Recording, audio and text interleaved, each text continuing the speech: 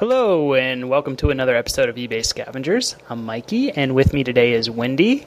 Hey, everyone.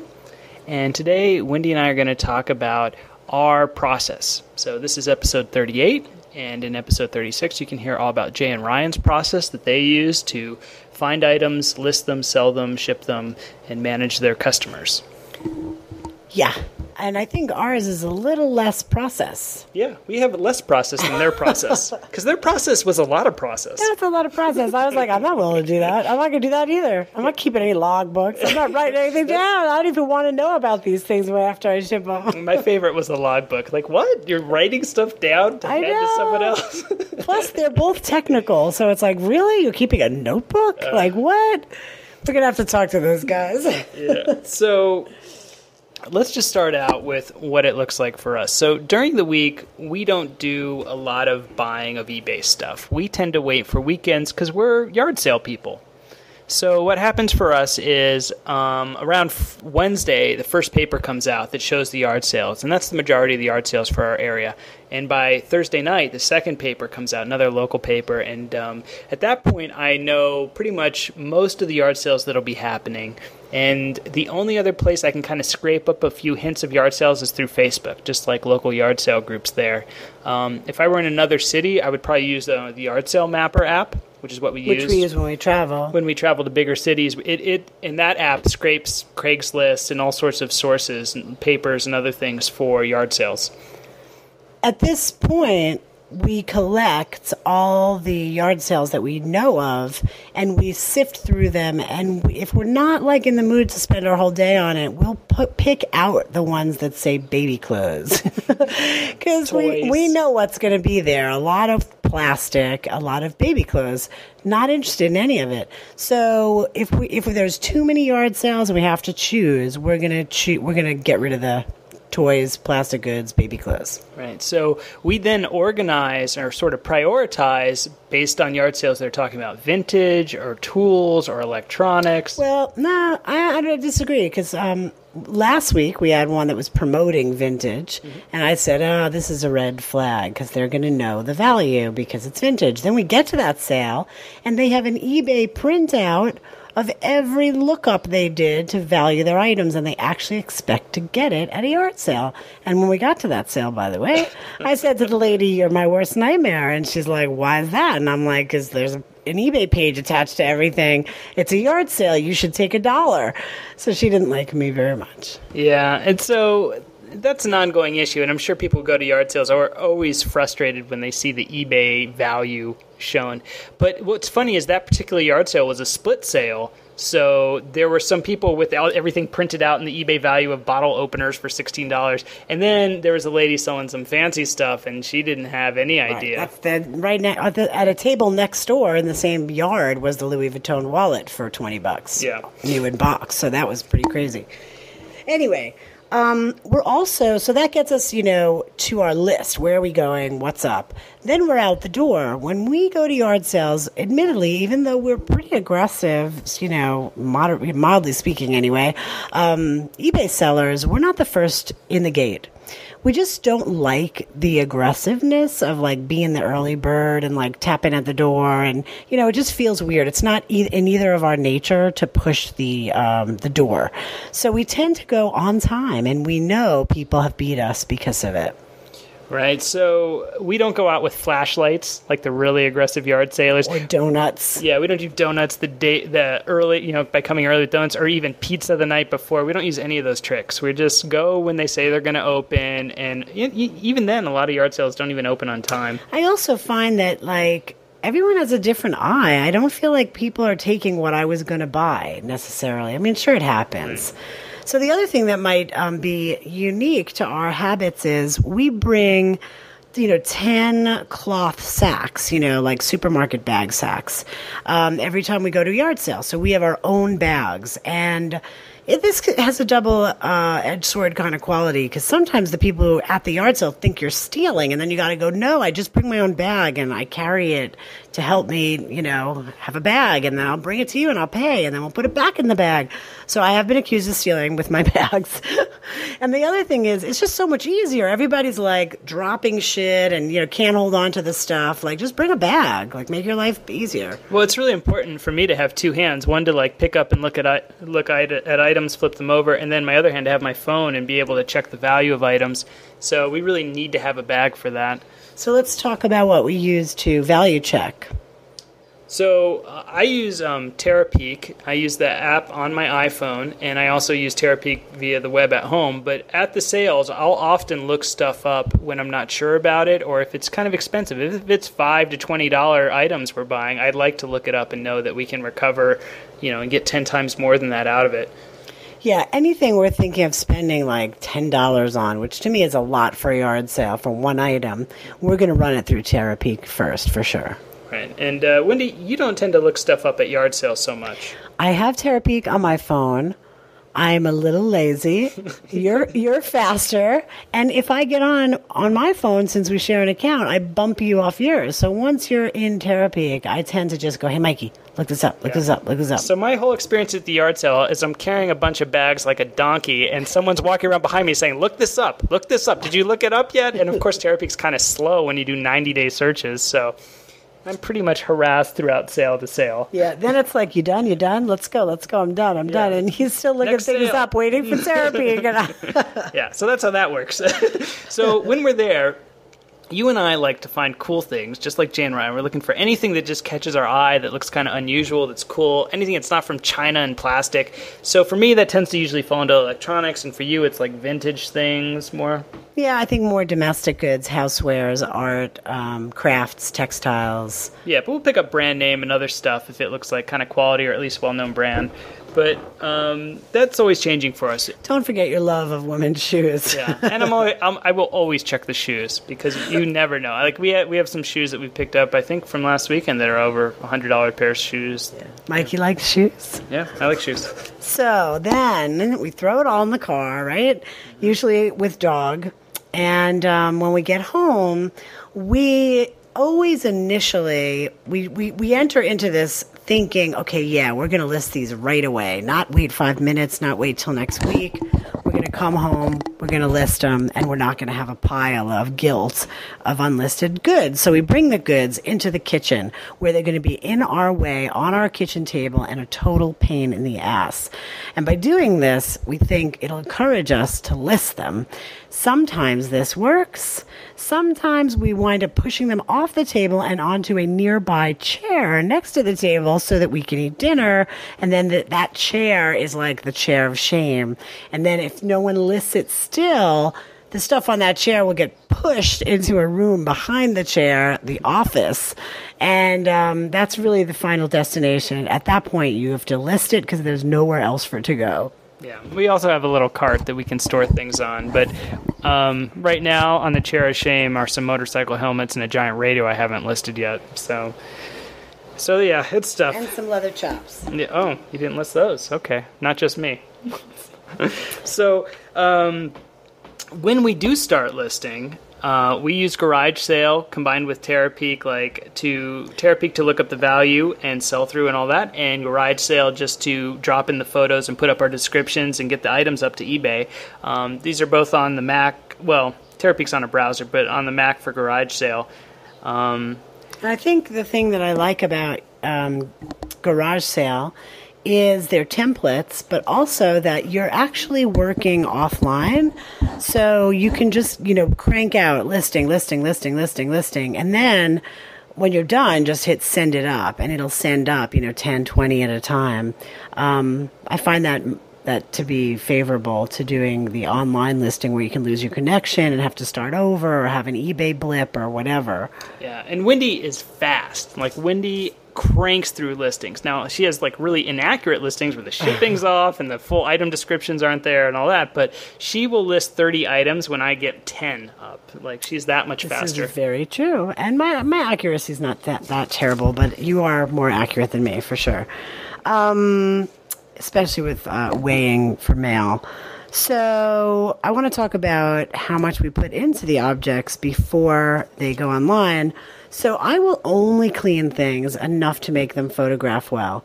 I will not be excessive at this stage of the game because my feeling is I may never sell this item. So I don't want to spend a whole lot of time cleaning it.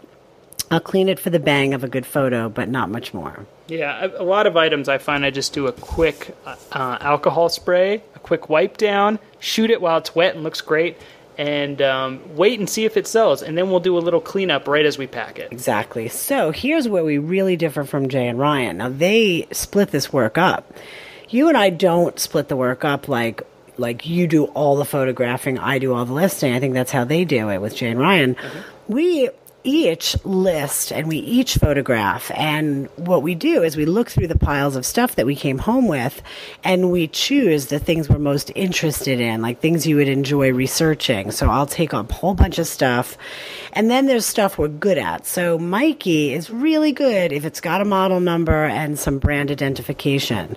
I don't really need that so much. I can take something that has like no tracking whatsoever and find objects like it on the web, name it, price it, get its history. My favorite tool for that is Google image search. And I just put in descriptive words like cloth doll, 5-inch cotton dress, plaid. You know, I'll do things like that. And then I'll just do an image search and I'll scan through those photos until I see my doll. And inevitably, I will see the exact same doll in most cases. So anyway, he'll take the brand identification. I'll take the wild card. And we both photograph. Yeah, we photograph our own items at that point, and we list our own items separate from each other. The only thing we'll tend to do is we tend to list at the same time. So she'll be in one room and I'll be in another, and we're just both like shooting and, hey, can you put this on for a second and get some model pictures? This. Yeah, like Jay and Ryan, we agree that people like to see clothing modeled, so we do model.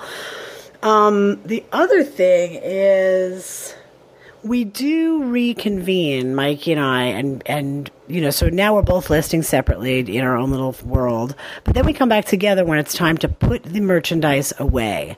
So we want to make sure the other person didn't use some bizarre logic. Like, I have my own way of thinking. Like, I have a shelf for things that are metal, and I have a box for things that are wood.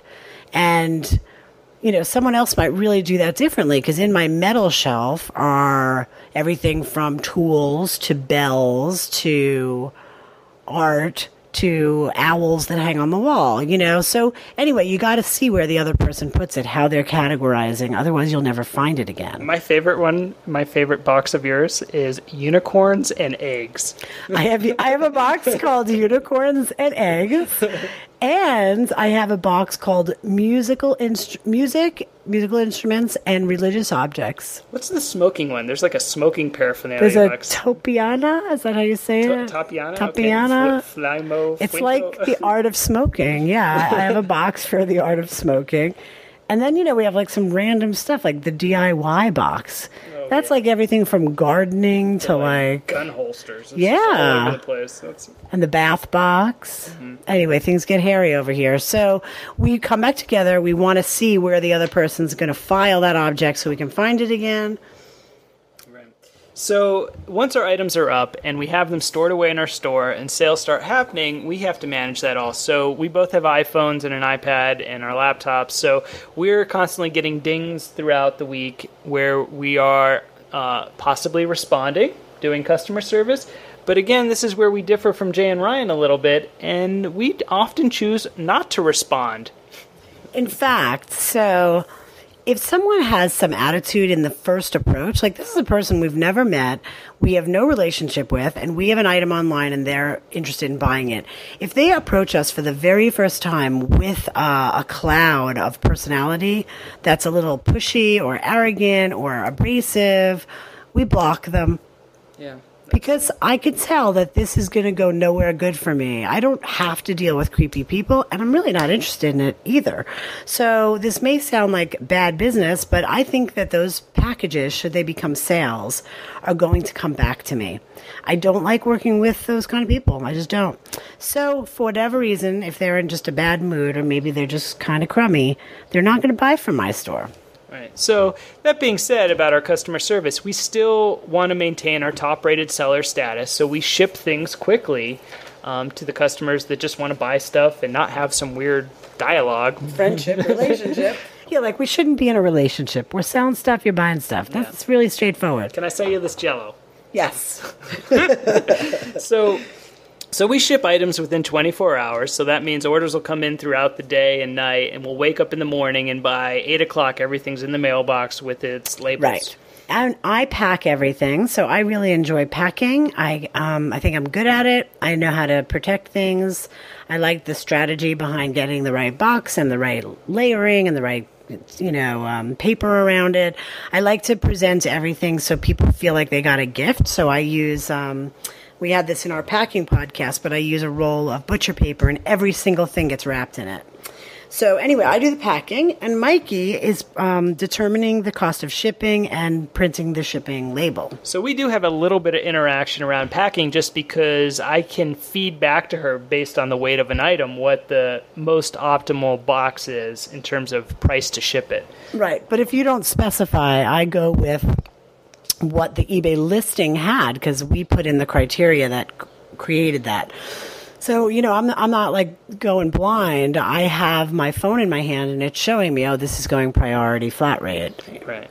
But usually the problem is we'll have an item that was set for first class. It's too heavy for first class. So we then have to decide, can it go in a regional rate A or can it go in a padded flat rate or what can we do to kind of minimize the damage because we're going to eat some shipping fees. And I would say 50% of our packages that go out, we do eat $1 or $2 or $3 in shipping fees. We tend to get it wrong a lot. Yeah, and on the reverse of that is a lot of the other 50% we are making $1, $2, or $3. Absolutely true. And I think it just comes out level at the end. Now let's go back a tad to when we're listing. We both do the same thing when we're listing an item. We have a scale, we have a measuring tape, and we are deciding at that moment, we're putting in the right data. What is the size of this thing? Making a decision if it should go parcel. If it's something completely unbreakable, I'll send it parcel. If it's heavy, we're making those decisions during the listing process. Like a bowling ball should go parcel. Right. No one should ship a bowling ball. Jay and Ryan ship bowling balls. Let's talk about what's next. So the stuff's then packed up and it's ready to go. And we, with our old mail lady who we loved so much, we were able to put all our packages in our car and leave a Post-it that says packages in car. We have a new carrier, so we have to work with her and train her. So we're in transition there. But we do everything possible not to go to the post office. There's a horrible woman who works there. We don't want to get involved. We don't want to talk to her. So we try to do everything right from the box, right with the carrier who comes to our home. And then we also will do a late afternoon drop at a postal box in town, also faceless. Right. Now, the late afternoon box, that drop, I only do that if we've got some real special orders or a lot of stuff queued up that we missed it in the morning. So that's not that often. It's not a daily thing that we go to the little blue box. But again, that's one of the advantages of keeping your eBay inventory of small items because you can just drop them anywhere and again, not stand in line, not get caught up with the commotion at the post office. So I do like having the blue box option. So let's get to post-sale. So the sale has been done. Do you give feedback to our buyers? Okay, so for us, we have automatic feedback turned on. So whenever someone buys something, it's just like, you're the greatest buyer ever. We love you. Yeah, we love you. Flowers. Yeah, it's That's nonsense. Great. Yeah. I like that model. And so when we print the shipping label, it sends a note to the buyer saying, hey, your item is shipped, and we send we love you. Yeah, we send a little more love. Yeah. We send an additional note with that says, not only has your item shipped, but we have already given you positive feedback. Yeah, this is very please do so for us. Right. So every day we'll get 1 or 2 positive feedback, and that's cool.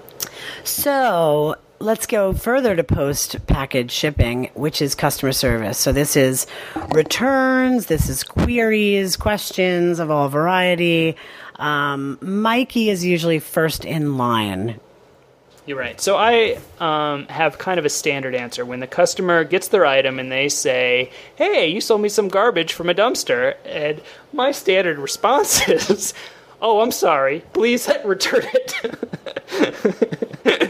And by the way, you get to pay postage. And usually, depending on the item, the customer wants to do a little more interaction, like they want to not pay return postage, or Keep they it want and get a reduction. Yeah, they want to keep it and get a reduction, or all sorts of different changes that they want to make. So it's not a good scene once we move into the I don't like this junk you sold me.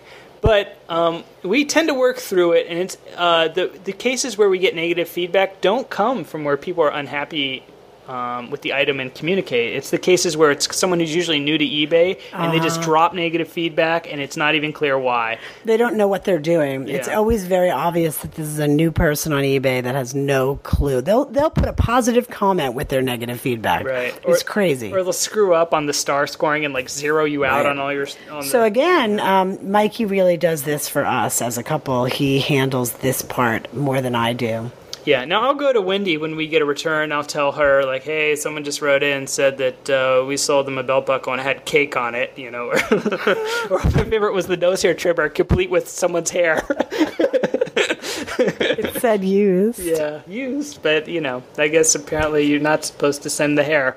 So, you know, I just kind of laugh them off usually and don't take them too seriously. And we do returns, you know, every week we get a return on something. Almost. Yeah, sometimes we'll go 2 weeks or something, but there's usually some back and forth. So I also don't want to give people the wrong impression. We sell a lot of great stuff. Yeah. But, you know, people just have different scales, different ways of determining the difference between vintage, between junk, you know, like, it's tricky. So... Yeah, I tend to write really derogatory write-ups of our what we're selling. So that way in the description field, it's pretty clear. Like, you're not getting some top-of-the-line, super clean. Mikey's favorite descriptive text in, like, every listing is beat down. Used but in good working order. Beat down. Scuffs, scratches, you know. I try to cover the bases. And, of course, like Jay and Ryan point out, and I think this is important, photograph every flaw of the item. You don't want to just photograph the good stuff. So when we post our stuff, people know that they're not getting top of the line, one of a kind. They are getting some leftover shizmat. They're getting old merchandise that has survived time, that is imperfect. Yeah. That's why we love it. It's vintage, it's cool, It's special. doesn't require the mining of new raw materials. Yeah. So that's our process. It's a little simpler than Jay and Ryan. I still want to talk to them about that writing in a book, but we'll do that in our own time. Yeah, so thank you guys. This was episode 38, Our Process. Okay, bye. Bye-bye.